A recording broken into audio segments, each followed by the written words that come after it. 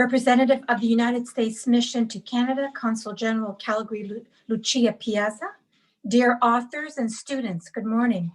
I'm Kathy Fisher, and I'm the Vice Chair of the Board of the Ottawa Public Library. I'm thrilled to be with you today.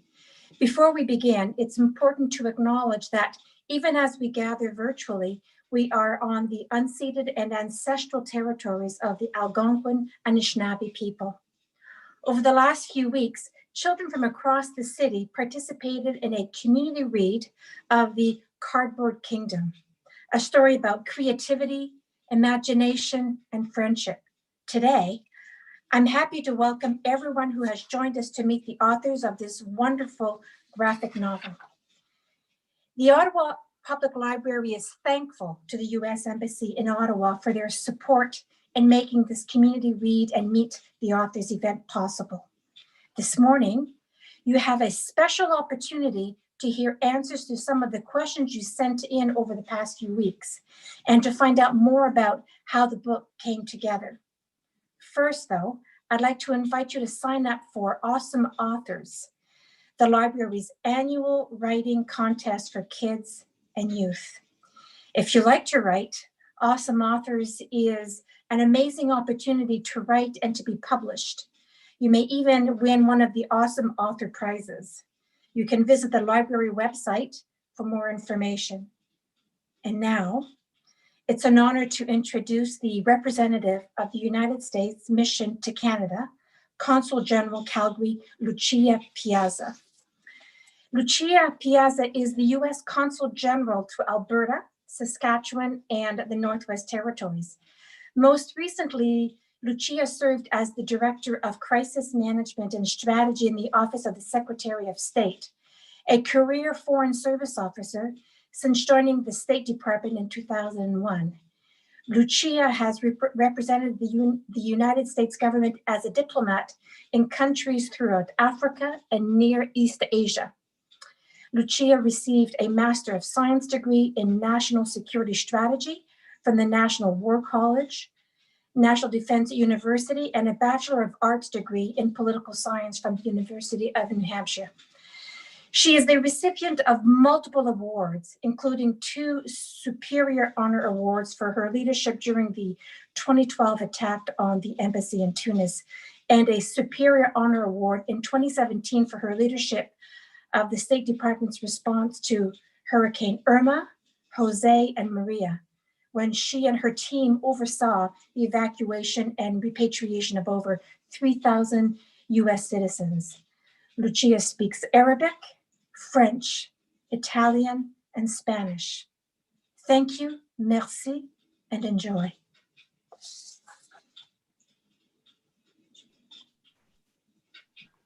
Thank you, Kathy, and good morning, everyone.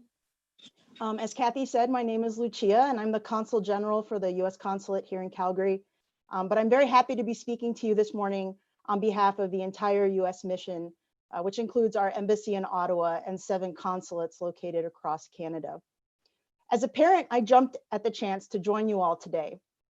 The Cardboard Kingdom is the kind of book you want for your kids: adventurous, diverse, and filled with empathy. And it's the kind of book I would have loved as a kid, as someone who felt different and sometimes felt like they didn't fit in.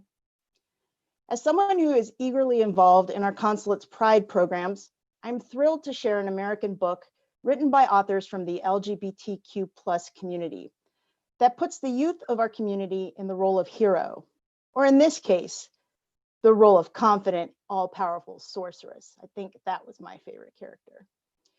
You get to meet the authors of The Cardboard Kingdom today thanks to our Arts Envoy program and our partners at the Ottawa Public Library. Arts Envoy sends talented American artists, musicians, and authors around the world.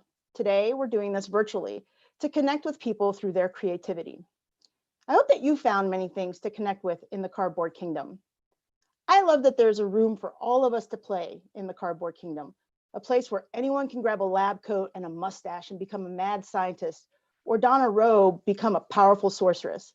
It's a place where we learn that the things, which at first may seem different, are actually the things that make us magical. I hope, excuse me, I know that you are very excited to hear from the authors, so I will now turn it over to our moderator, Ryan North. Ryan is the writer responsible for Dinosaur Comics, the Eisner and Harvey Award-winning Adventure Time comics, the #1 best-selling anthology series Machine of Death, and the New York Times best-selling and Eisner Award-winning Unbeatable Squirrel Girl series for Marvel. Originally from Ottawa, Ryan now lives in Toronto with his dog, Noam Chomsky, which, by the way, Ryan, is the coolest name ever. So with that, take it away, Ryan, and thank you all so much. Thank you. Yeah, that's that's true. My dog, Noam Chomsky, is a very good boy. And so, yeah, I am here with 4 of the creators and authors on the Cardboard Kingdom. And before we get into your questions, and we've already got them, so you don't need to ask more questions in the chat. We've got plenty. But I want to introduce each of them so you know who they are and who we're talking to. So I'll start with Manuel Betancourt. He uses he, him pronouns. He is an LA-based culture writer and film critic. His work has appeared in the New York Times, Vulture, Film Comment, Esquire, and BuzzFeed Reader, among others. He's the author of Judy at Carnegie Hall, a 33 1/3 book on Judy Garland's best-selling 1961 album, and a contributing writer to Chad Sell's Eisner Award-nominated graphic novel, The Cardboard Kingdom, which we're all here to talk about, and its upcoming sequel, spoiler alert, The Cardboard Kingdom Roar of the Beast, which is coming out in 2021. Say hi, Manuel. Hello, everyone. Perfect. Next up, we have Jay Fuller, who uses he, him, them pronouns. He's a contributing author to the Cardboard Kingdom series, of course, but he's also the creator of The Boy in Pink Earmuffs and a proud corgi dad based in Brooklyn, New York. Say hi, Jay. Hi, everyone. Thanks for having us. Next up, we have Barbara Perez Marquez, who uses she, her pronouns, who was born and raised in the Dominican Republic and holds an MFA in creative writing from Manhattanville College. She writes short stories and fiction, usually involving coming of age and LGBTQ themes in her work. During her career, she's also been an editor for several publications and projects. Her work was first featured in a student collection in the 7th grade, the same year she decided she wanted to be a writer. That's great. I didn't know I wanted to be a writer until much later. Since then, she's been featured in Manhattanville's College Graffiti and Tita Extincta. Her latest work, The Cardboard Kingdom, is a graphic novel about a neighborhood of kids having a summer adventure and is out now from Knopf Books for young readers and Random House Children's Books. Book 2, The Cardboard Kingdom Roar of the Beast, is due out in 2021. Barbara lives in Baltimore, Maryland with her fiance and their dog, Elliot. Say hi, Barbara. Hola a todos. And finally, we have Katie Schneckel, who is an author and occasional critic. Her contribution to the Cardboard Kingdom centers around Sophie, the Big Banshee. Katie has written several other kids' books, including Alice, Secret Agent of Wonderland, Basketball Camp Champ, and the horror comic My Slime is Alive. In November, she released her first mature comic, 100 Light Years of Solitude. Her upcoming book, The Wolf in Unicorn's Clothing, is out next month. Say hi, Katie. Hello. Perfect. It's so great to have all 4 of you here to talk about this. And I kind of want to start from the beginning because this is a very unusual book. Usually books have one author, or in comics, maybe you'll have a writer and an artist, maybe a colorist or an inker, and that's 4, but there's so many who worked on this book. So I'd love to know, this book is a team effort. How did it come about? What was it like to come into this project? And let's start with Manuel. Sure. I knew of Chad, who's the illustrator and sort of served as the editor and leader of the entire project. And I've been following his artist work for a long time and via social media. And I saw that he had this call for pitches for this story that he was sort of trying to sort of find writers for that would be centered on a neighborhood of kids who use imagination to sort of play. And I knew that he and Jay had worked on this wordless comic, which is the first chapter of the Cardboard Kingdom, and sort of that was the seedling of what he wanted to do and sort of expand. And so I submitted a story, which ended up becoming The Prince. And I had never written for comics. I was in grad school. I had no intentions of becoming sort of a graphic novelist writer, but this seemed like it spoke to that spark of creativity that I cherished as a kid. So I said the story and I didn't really think about it. And then eventually Chad contacted me and said, like, I love this. I've been talking to a lot of other people. So if you really want to be involved, let's get together. And then slowly, by the time he chose the entire collaborating team, we sort of started working together and borrowing characters from each other's story. And we started building the neighborhood outward and sort of started fleshing out our stories. And it was really wonderful that the spirit of the book, which is all about collaboration and play and imagination, was actually playing out in the way we built the story, which was always introducing new ideas and riffing off of one another. And then someone would have a great idea for the ending, and then we would use that. And it does feel like a miracle that it happened, because there's a lot of cooks in the kitchen. But I think the tone that Chad set of making us all feel included and welcome, and that no idea was a bad idea, was what drove us and what made us all sort of really get along. Yeah. And to add on to a little bit to that, to Manuel's amazing summarization, it's incredible to think that we're going on almost 7 to 8 years, depending how you're counting it, from that inception of Chad putting a call on the internet and seeing which strangers could join the team. And it's really been amazing to see how integrated our characters sort of became, to think that they were all created almost in an island of their own, but they fit as neighbors very seamlessly. I just wanted to mention that I really kind of look at the publication of the book as a story, and when you believe in something, stick to it. When Chad first approached me in 2013, he had read some of my webcomics that were about young queer stories, sort of based on my youth growing up in Rhode Island.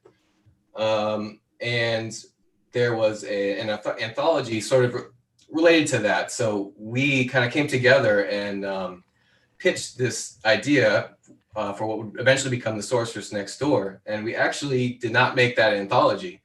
But we loved the story, and we were both kind of in self-publishing. And so we pressed forward. And we self-published that first comic. It did really well.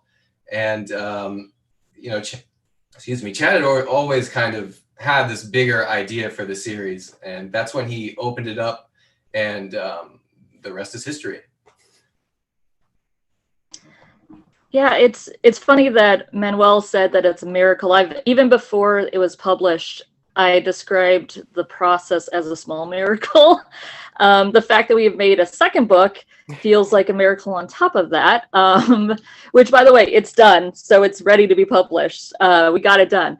But yeah, it was so funny that in the beginning, I believe actually I want to say it was 2015, because it was right before actually I moved. So I have that like stuck in my brain, but where we were really just trying to figure out what the story was going to be like. And Chad was like, we can always do it on Kickstarter if we don't get any bites for publishers. And, I'd done collaborations or tried to do collaborations before that had fallen through. So I was trying not to get my hopes up too much. And thinking back, it's just such a strange, bizarre, like, oh, wow, this actually came together. And then it got nominated for an Eisner, and people want share it with all their family members. It's been very surreal. I'll put that way. It's been a surreal but really wonderful experience. That's great. I feel like that's the best kind of experience you want to have. And that leads nicely into a question we got from Owen, who's age 9, and Eric, who's age 7. Their question was, how did you get the ideas from this book, and why a cardboard kingdom? And I feel like the question of how do you get the ideas is always a hard one, but as a moderator, I don't have to answer it. I just ask it. So Katie, where do you get your ideas? And I think we did a full interview where all of us were asked the same question. This was right before the book came out.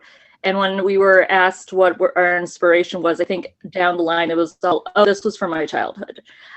So for Sophie, because my main character is Sophie the Big Banshee, I was that loud kid. I was the kid who was maybe slightly, didn't really know what, like how loud she was being, or was maybe a little tactless when she was saying stuff.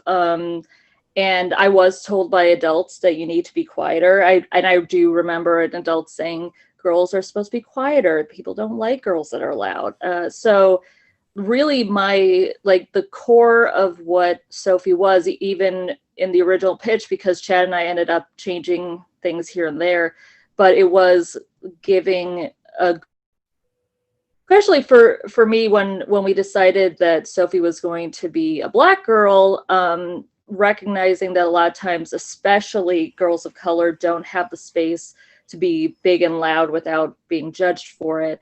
I wanted to really give kids that were like me a chance to be allowed to be loud, to be as big and bold as they were. So that was really my personal inspiration for the first book. That actually answers a question we got from the creative folks in the R45 at Charles H. Hulse's public school, which was, do the stories come from your imaginations, or are they mostly based on real events? It sounds like there was some real event inspiration in your story. Yeah, I think I'd say a good mix of both, but yeah. Barbara, can you speak to where your story started? Yeah, absolutely. I think, when I was creating my stories, similar to Manuel, when I pitched, I was also in grad school and I was, tossing around ideas. It's like, what am I going to do? I'm graduating, and it's this fear that, is our time done? When is that grasp of ideas? So I was tossing around this idea that I wanted to explore being an immigrant. I moved from Dominican Republic in 2009. I went straight to college, sort of never looked back, and built my life here in the United States. So I wanted to speak to that experience that a lot of kids experience, and in many different ways. And certainly similar to Katie, and I think a lot of us can say to that, it was immediately infused with experiences of our own in similar or different ways than what we sort of developed. But it certainly allowed us to explore them in a way to we can pass it along. So I wasn't interested in saying like, hear my story and hear me roar. I wanted to say to kids, hey, it's okay to be this different, to be this, to be in this struggle or otherwise moment in which you're unsure what's happening in your life and where you belong. And I think it was really about that, giving them an opportunity for that. That's great. Manuel, I see that you unmuted and probably have something to add. Yeah, because I think to me, the question of like whether it's my own experiences or imagination, it was sort of a little bit of both, because this was sort of the childhood that I wish I'd had. So it was taking, I was the kid who was obsessed with Disney animated movies, and that's sort of where I lived. And my mom runs an animation studio, so I was sort of always surrounded by animators and storyboards and backgrounds, and sort of this idea like there's a sense of creativity, but I was by myself, and it's a very lonely kid and nerdy kid. So my story was about what would it have meant to have found someone who connected with me back then, and who would play with me, and who would sort of indulge me in these fantasies of recreating the movies that I loved. So it was a little bit of taking a little bit of my childhood and infusing it with imagination to, as Barbara says, to then hopefully inspire other kids to sort of create their own Kerbo Kingdom. As a lot of us have seen, people share the different outfits and cardboard ideas that people have been creating. And I think those are the moments where I feel like, oh, then we've done a good job. We've done sort of what we set out to do. Right. That's great. Jay, I wanted to ask you the same question, especially since your story opens the book. So you've got sort of extra weight on it, on what has to be accomplished there. And it's a silent story, right, which is always hard. So it was meeting up with Chad. It was interesting. We both had a film background. We went to school for film, and we kind of both really the idea of show don't tell was really hammered into us. And we both just really love wordless comics. We love panels that have time to breathe. And so we had started talking about this story. Chad's character Jack.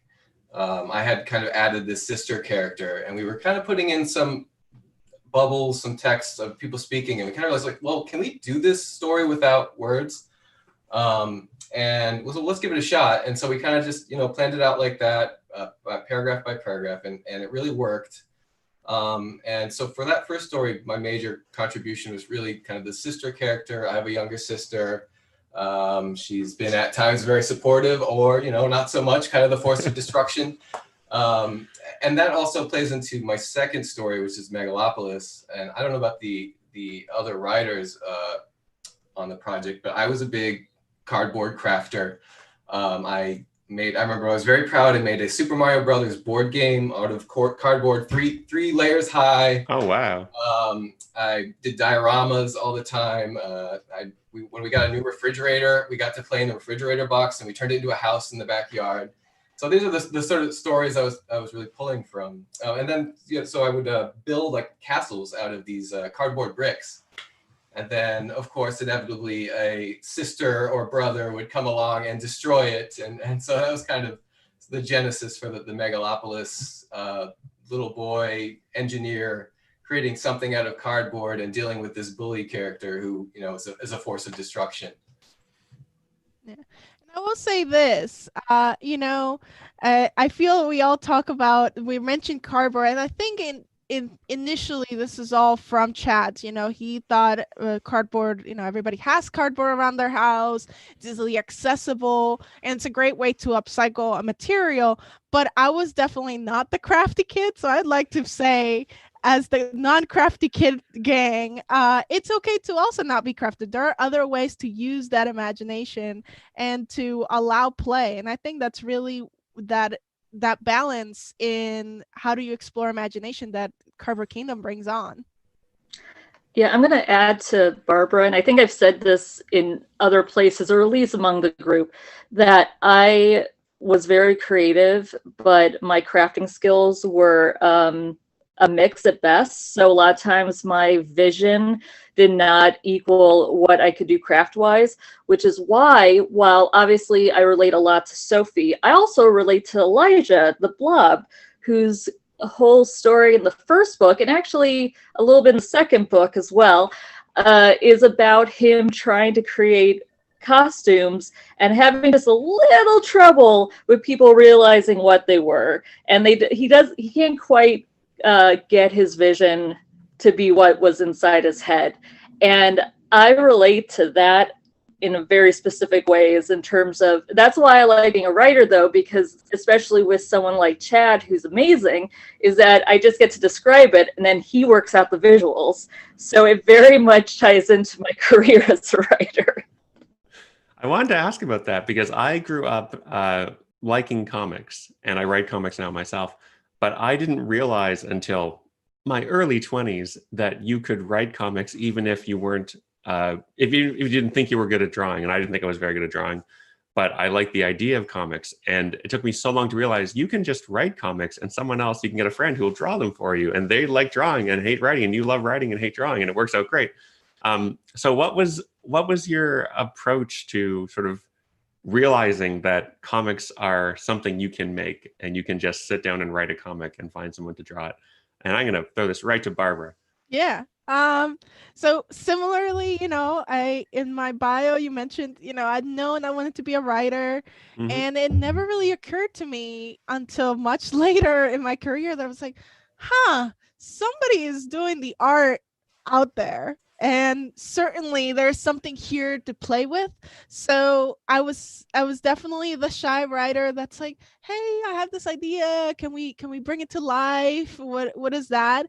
And I think especially anthologies have allowed us to explore that and to sort of like explode open that opportunity of collaboration, that opportunity of teaming up with people. Whereas, I feel on the shelves, we often assimilate, it's like, well, this great team that put together this great comic, they must have been like, handpicked by the editorial team or something like that. And it's quite the opposite. Usually it's sort of like from the ground up when it comes to creating, where, a writer and an artist go to an editorial or go to a publisher and say, hey, can we make this happen?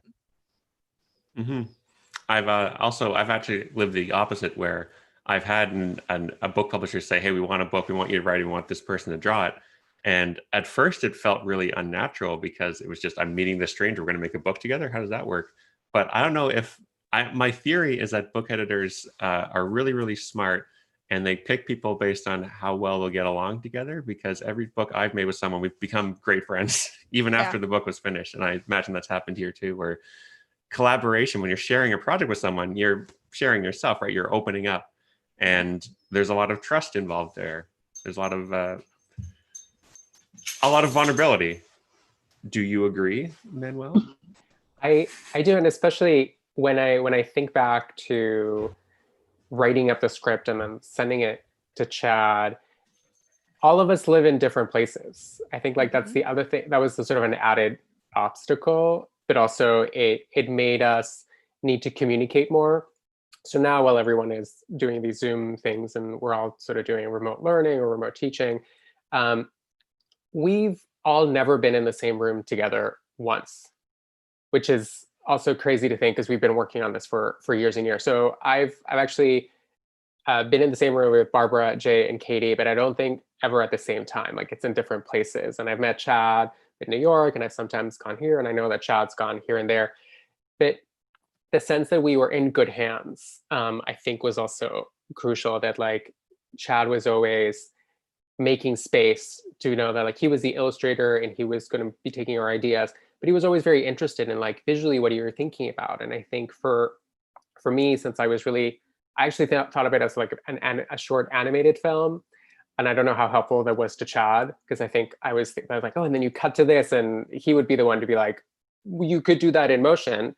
I have to think about it, like how do I do it flat? But it was also about learning that the collaboration goes both ways, and that you don't need to have all the answers. And I think here, whenever I didn't have all the answers, or Chad didn't have all the answers, or Jay didn't have all the answers, there were 9 other people who were very eager and ready to sort of jump in. So I always felt in good hands, and to know that, hey, I don't know how to fix this, or I don't know how to figure that out, that was okay, because someone was more than happy to help out. I can speak to what Manuel's saying in terms of, while this wasn't the first comic that got published for me, it was the first one I wrote. And I did also do the cinematic, and then this will happen, then this will happen. And Chad's like, this is going to be like a 30-page story just for you. We can't do this. We're going to have to slim it down. So it was very much a kind of jumping in on, this is what comics are going to look like, which is good, because then when I had to write a whole series on my own, which was like the next thing I did a few months later, I was like, oh, okay, I know what I'm doing a little bit better. So yeah, thanks, Chad, for like guiding my hand and kind of training, doing the training wheels.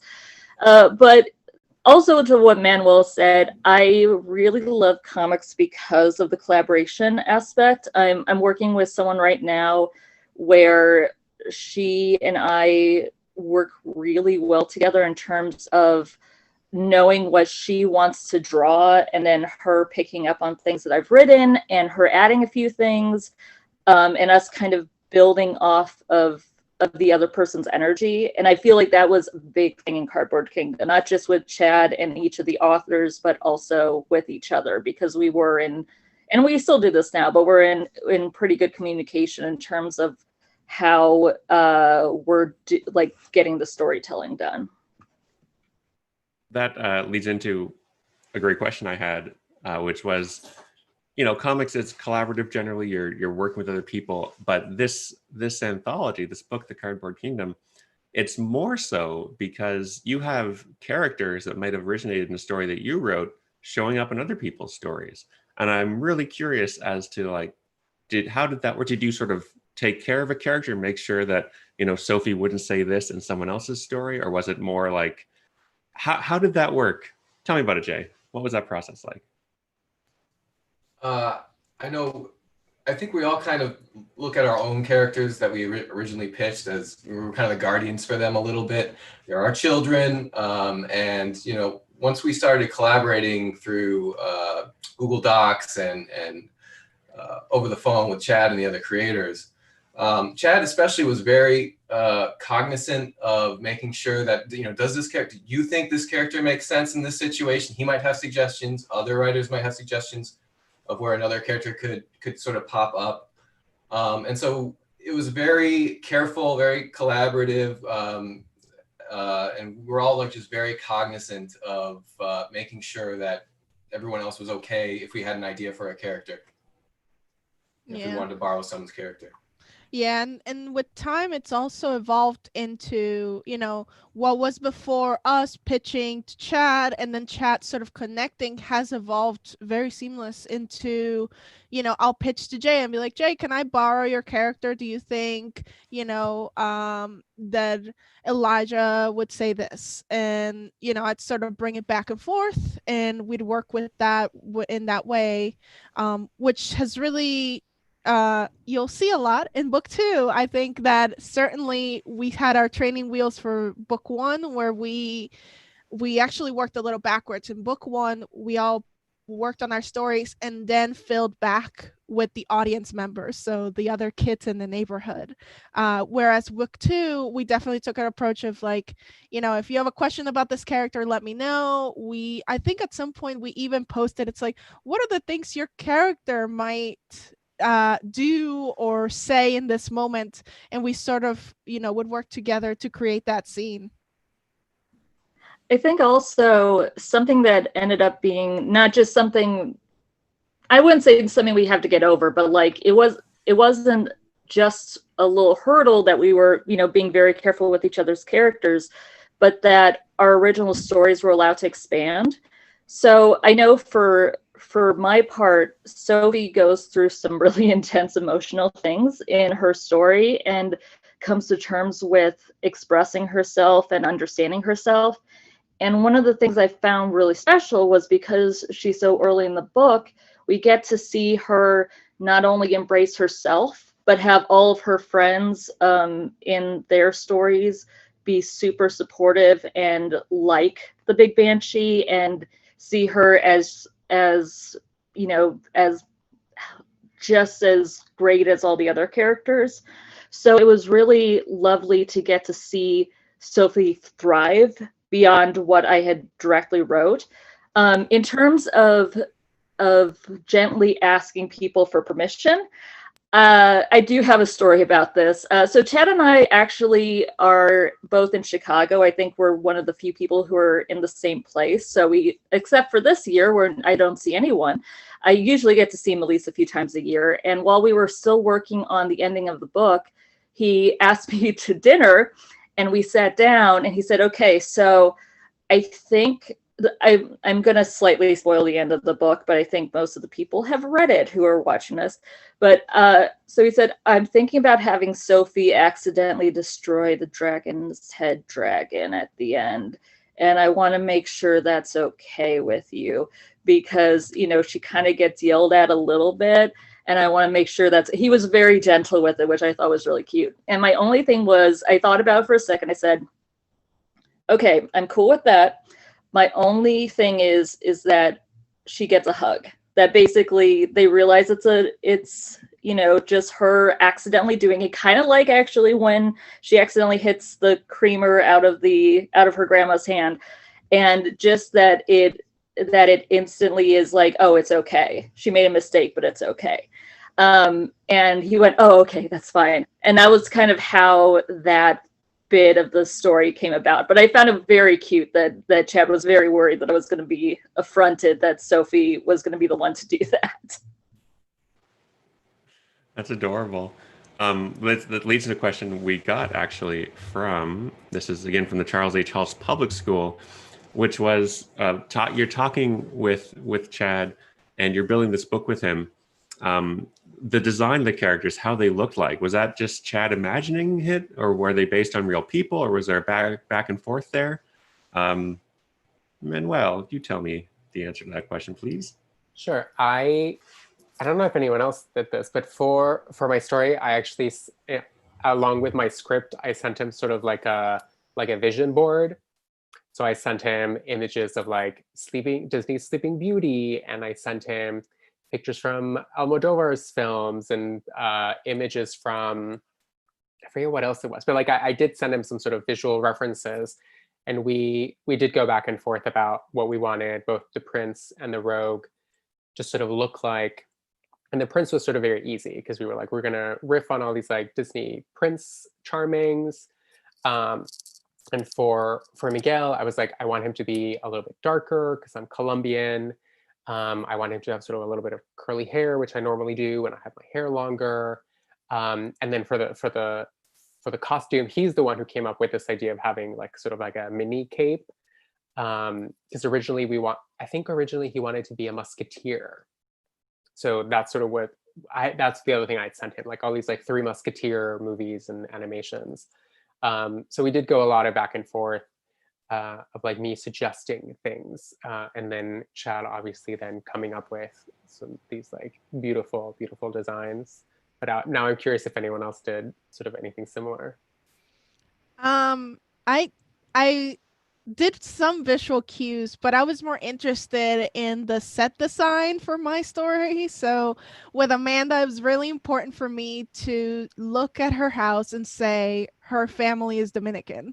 So I sent references for the car that the dad drives, in the dining room in their house. There's a shelf. I don't even know what it's called in English now, but it's where they keep all their dishes. It's, I grew up with having a case that was on display, these dishes that you just never use. And the plants and sort of what her mom would sort of grow in the house. That was really important to me. And then, that from there we said, what do Dominican people look like? What am I used to seeing in the streets? What are kind of people did I grow up with? And I think at one point I sent like a reference of like my uncle's mustache for Amanda's dad, but I think Amanda herself was pretty seamless, that it was very clear that she would be also sort of like darker skinned, and that she would have curls because the weather is so much more different, and the ethnicity profile and all of that. But yeah, no, I think Chad really does really well in general. I think showing us what he's coming up with, right? Like we've talked about a little bit of that care that we all put into it. And he's the one that gets to sort of bring it to life. And he's always been like, does this look good? Like, does something else work? And all of that. So when Chad was actually asking for pitches, he had made a web page where he had kind of sample character designs, which funnily enough, that the art design actually changed quite a bit, but they were kind of the same concepts in terms of like cardboard costumes and everything. And there was one girl who was clearly supposed to look kind of like the Hulk. And she was a Black girl, and she had the big hair. And I remember looking at that and going like, oh, that's such a cool design. And then I forgot about that and wrote my own story. And like, I wasn't even thinking about Sophie's ethnicity. Like I was keeping that fairly vague. That wasn't like part of the original pitch. And Chad, when we talked on the phone the first time, because when he was kind of narrowing down who he wanted to have on the project, he ended up calling us. And he said, oh yeah, I was thinking for Sophie, did you see that picture of the girl with like the green hands? And I went, wow, that was the exact one that I loved the most. So I was like, yes, let's do that. And then of course, like once I hung up, I told my partner, well, now I really need to be on this book. Before I was like hopeful, but now I'm like, I'm going to be legitimately disappointed if I'm not part of this book. So I will say the other kind of inspiration that I pointed Chad to was, if anybody watches Steven Universe, the character of Sugalite, who was played by Nicki Minaj. It was a very specifically big, brash, loud character, which Chad had not seen before. And then he ended up watching it and loving it. So it ended up working out. But that was another thing about just kind of the energy of the character. That was a reference point for me. That's great. I have questions for each of you for your individual stories. So I want to do a bit of that so we can each talk about your own stories. And Jay, you're up first. And the question I have for you is, in your story, in the sorceress story, maybe this gives something away, maybe it doesn't. But the question is, what do you think was said to convince the sorceress to become the sorceress again when there were doubts? Or is that more left up to the reader? That's a great question. I don't have a definitive answer, and it's certainly left up to the reader. A lot about Jack, the sorceress, we've kind of intentionally kept ambiguous. As far as what the sister, I almost wish I need to like look up the scene and like. It's always a hard question when someone asks you, what is the core of this emotion here? Because you think, oh no, what is it? I mean, so this was the sister. Yeah. So for when writing the sister, I was really just kind of pulling from my own memories of my sister and those little moments where she was my younger sister and she really looked up to me, and there was this ability to spark an idea to like, can we go play house, or can we go play a game, go play with my dolls? And there's just something about a younger sibling reaching out that it really touches you. That's great. Something along those lines, like, can we just play? Like, can we go play? Oh. That's really sweet and really relatable. Katie, this is a question for you. What do you think a real life person who was like the Mima character in your story would think or do or feel if they read this book? And do you think it might change their views a little? Ooh, that's a tricky question. I mean, I hope so. I think that that's something that the book as a whole while we wrote it for kids who felt the way that we did growing up, one of the things that I think we focused on as well, or at least that was our goal, was hopefully adults will read this and maybe have a better sense of empathy for kids who are going through the things that our kids went through in the book. I don't want to say too much about Mima because there's always a chance that she could be in future stories. So put a pin in that. But yeah, I think the great thing about our book is that not that everybody can be, that every character can turn into a good guy necessarily, but the idea that people can change and people can grow, and again, that idea of empathy, and that adults actually can learn a lot from the adult characters in the book. I know we see it in Barbara's story, we see it with Jack's mom, and yeah, I think that anybody can read the book and maybe change their point of view. So that's my answer. It's a good answer. Manuel, you're up next with this question we got, which was, when you acted out stories when you were a kid, what were your favorite roles or characters to play? What did you like to act out? It's funny because even though my character doesn't quite do it, I was just as Chad and I have talked about this, like I was always drawn by the villains. So even though the characters ended up being the prince and the rogue, to me, Maleficent was sort of the character that I loved doing. I have very vivid memories of coming back from watching that movie and acting it out for my uncle.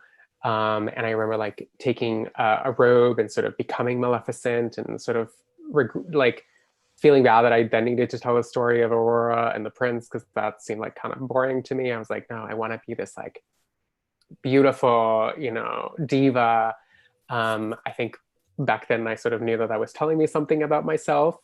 And one of the things that I enjoyed about the Cardboard Kingdom and the idea and the pitches and all those different stories is that there's a strength in knowing that, like, there are key moments in our childhood that can teach us something about ourselves. And I think that's why when we also learn that adults are reading it, or having conversations with their kids as they're reading it, or teachers in school, I think like those are the most productive conversations, because I think as kids sometimes we can be very keen and attentive to not only who we are, but who we might want to be. And I think learning to identify that and acknowledge that can be very powerful. I think that's right. I also think that leads me nicely into Barbara's question. So well done. Because Barbara, your story struck me at least as being about differences and the value of differences. And the question we got was, do you think you're different? Have you always been different? Were you ever afraid of being different? Or if you're comfortable being different, how come? So that's, I think, 5 or 6 questions for you now to tease your way through. Yeah, no, I think, you know, we are all different in different ways. You know, I've been different my whole life in the sense of being an immigrant, being moving away from home. And certainly when I was a kid, I was definitely a more rambunctious kid, and, you know, but I was also sort of like very observant. And I grew up in my grandmother's front yard. You know, I didn't have a lot of kids my age while I was growing up until my sister came along. So certainly my experience was about like, how can I make play for myself? And I remember, similar to Manuel, like grabbing a sheet and like hanging around my neck. It's like a cape, and jumping on beds and all of that. And really what I wanted to express with the story is that it is okay to be different. And similar to Katie's point, it's not about saying like, well, and this is how you change people's mind if they're different. It's more about how can we reconcile with those ideas that we are different, and where can our differences meet that they're alike. So that's really the core of the mad scientist, and to really allow people to lean into that difference. Sometimes we're scared of going towards that, and like Manuel said, it's like, is this telling me something about me? Like, what is there? And, you know, exploring that further. And I think it's about exploration. You know, Amanda is very much like the science-y approach to creativity, and it's about that ability to explore that we want to urge people to go for. Absolutely. It's interesting you mentioned that, because one thing that struck me in the book is how there's so much empathy for recognizing that you're a person in the world, but other people are also people in the world, and we're all having our own struggles. And like the character of Roy, the bully, you start out not liking him, and you realize, oh, he's got his own stuff going on. Yeah. And I wanted to ask, because I'm sure we've got a lot of people, a lot of younger people watching who want to write and who like writing.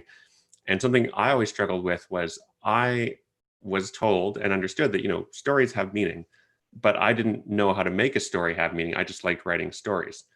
And I'm curious to ask all of you, when you're writing a story, when you're writing your stories for the Cardboard Kingdom, did you know what they were about at the start, or did you only find out what they were about as you were writing them, or maybe even after they were written, you look back like, oh, that's what I was talking about this whole time? Like, what's it like to write one of these stories? And Katie, why don't you go first? Ooh, good question. So for me, and I think this comes from like my, because I had an English degree in college, and I also, you mentioned my critical work. I mostly was doing critical theory on comics right before Chad pulled me into this amazing project.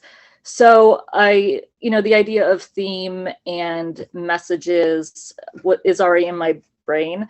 So I definitely did have that sense for Sophie that, oh, I want it to be about girls to like be able to emotionally and literally take up space.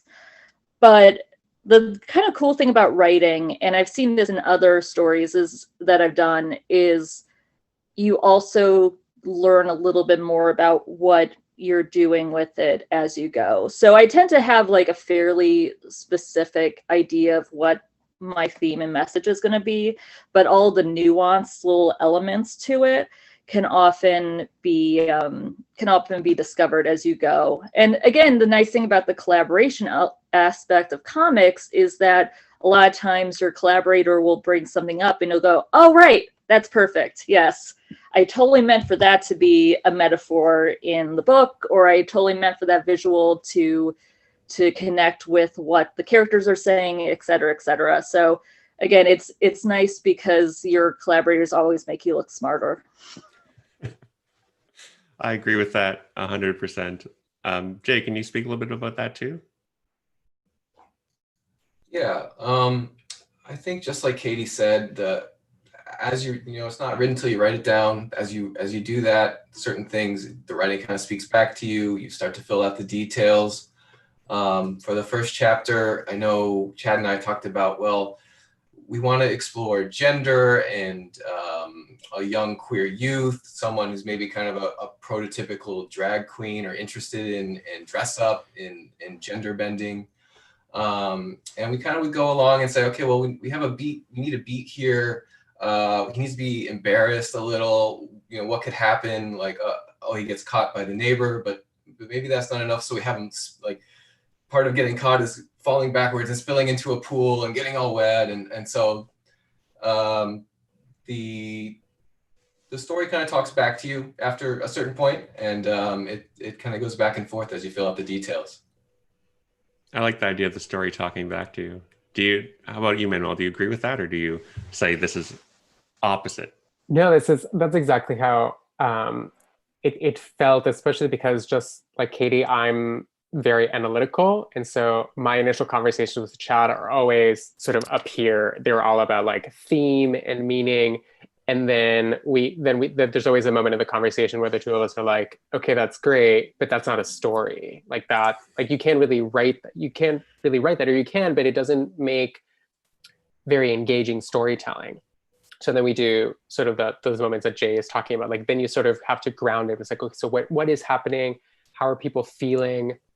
I think one of the things that makes all of these characters in the Carver Kingdom feel authentic is that all of their stories are driven by emotion, and they're driven by feeling. Like they're not driven by themes. The themes emerge, and I think in some stories it was very organic, and I think in others, like I know that Chad and I went back and forth and sort of like how to structure that and how many different variations of the story they would do, and there were other endings.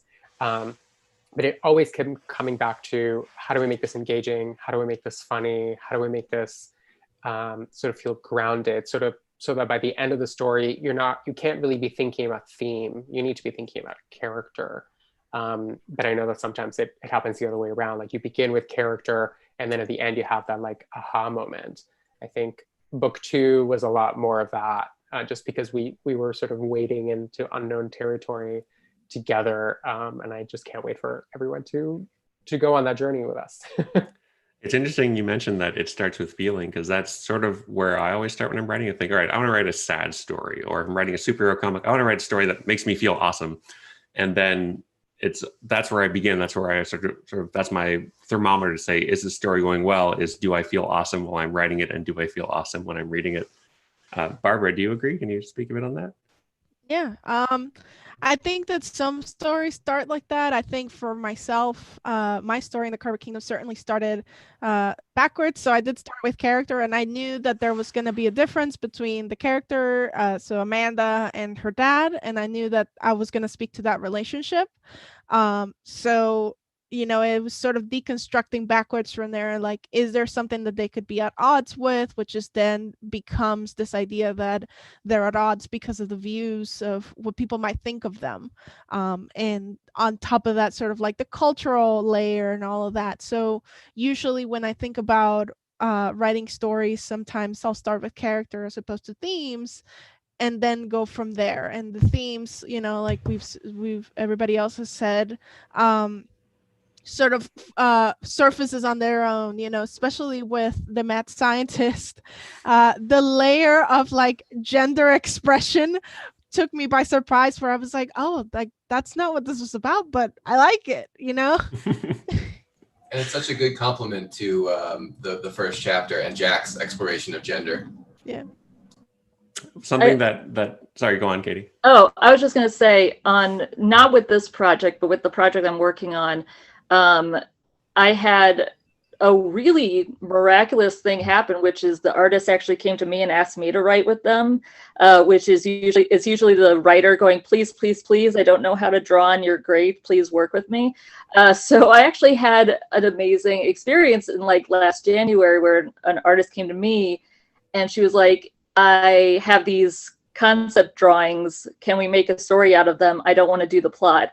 So my original point was this adorable, amazing character design. And then I went, oh, okay, now I need to figure it out, but I'm definitely doing this because this is amazing. I'm not going to take that. I'm not going to take this opportunity and throw it away. So yeah, I mean, I think with Cardboard Kingdom, because it was also personal to us, I think we all had ideas about theme, but there are definitely other projects where I've come from a different origin point and then kind of expanded out. The characters in the book are all children, and I feel like the voices of the children are really captured well. You feel like these are real people living on the page. And I'm wondering, how do you do that? How do you remember what it was like to be a kid and then write a story where it feels like a kid is doing something real? Barbara, solve this puzzle for me, please. Yeah, no, absolutely. So I actually consider myself a young adult author. So I actually write for kids, and often really the answer is have some children on the payroll. You know, it's amazing how easily we can forget as adults that the most what seem like really complex problems have really simple solutions. And I think it's really about that. You know, sometimes with Cardboard Kingdom, we're thinking about something and we're like, okay, like interpersonal experiences and relationships, how does this work? And it's like, you know, what if they just share some lemonade? Like that could be the solution here, you know, have them having a conversation. And it speaks back to that empathy we were talking about that you mentioned, where, you know, sometimes we're just thinking too hard. And I think that that's the magic of children, that they're able to say like, no, like let's just pick up the paint or whatever and let's just go play. That's great. I feel like I could ask all of you questions all day long. We're running out of time. I want to do one last question, and it's a good one that we got. It is, what is the best, most amazing thing you've ever made out of cardboard? And I think I'm going to toss this to Manuel first because he has something amazing made out of cardboard right behind him. It's true, and this is probably the greatest thing I've ever built out of cardboard. So when we first released the book, Chad actually commissioned this paper artist to create like templates in cardboard for paper for things that are in the book, including the dragon's hidden dragon. So as to commemorate the book's release, this is now not going to stay up. I decided I want to make it, and I wanted to make it as close to the original. And I did spend an inordinate amount of time making it. I'm very proud of it. It's usually sitting up in my living room. Jay, have you made something amazing out of cardboard? I spoke a little earlier about when we got the refrigerator box for our new refrigerator. And yeah, I spent days cutting out a door, a window, making a little kitchen inside. I love just, you know, I was small enough to fit inside, and it was just like this big new play space. I could do anything with it until it rained. It was all outside. That's incredible. Yeah, rain is the bane of cardboard, unfortunately. Katie, have you made anything out of cardboard? I did as a kid. I think I spoke earlier about relating to the Blob in terms of my vision, not necessarily connecting with the finished product. Like whenever we had big boxes, I tend to go with cars because I'm like, oh, okay, I just like stick a steering wheel in there, drawn, and then that, you know, like stick with what you know. But I will also kind of piggyback off of what Manuel said. And by the way, on Chad's website, he does have links to all of the templates for how to make the different cardboard stuff. So it's actually not all of the costumes, but a good amount, including Sophie's costume, you can actually download for free and print out. And so for all the parents out there that are looking for some COVID-19 friendly projects, go forth. But yeah, so I actually did try to print out several of them and created them. And I still have actually pictures of me trying to do Sophie Big Banshee faces in my costume. So yeah, so I think that's probably the most successful thing I've made out of cardboard. That's amazing. Barbara, have you done anything?